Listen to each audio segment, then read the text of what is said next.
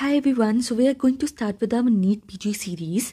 In this, we are going to start with some of the important ultrasound signs in obs and gynae.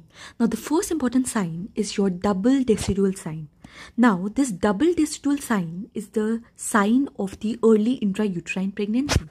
In this, you can see the outer sac and the inner sac, right?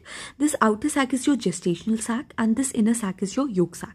So this is the first sign, which is called as your double decidual sign. The next sign is called as a Beagle sign, blob sign, or the tubal ring sign. You can see this hypereoic ring, right, structure. This is your gestational sac. This is hypereoic ring. This is the unruptured ectopic pregnancy. Now this is the other sign, which is called as the bunch of the grape appearance. Now this bunch of the grape sign, which is also known as snowstorm appearance, is seen in case of the H mole or the complete mole. Now this is the frog eye sign. You can see just two frog eyes.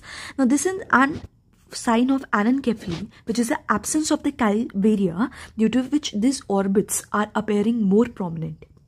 The next sign is the double bleb sign. Now in this one sac is the dilatation of stomach and one is the dilatation of the first part of the duodenum, which is a double bubble sign seen in case of the duodenal atresia.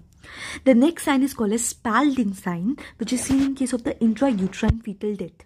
So this is the overlapping of the various cranial bones, which is known as your Spalding sign, seen in case of the intrauterine death of the fetus.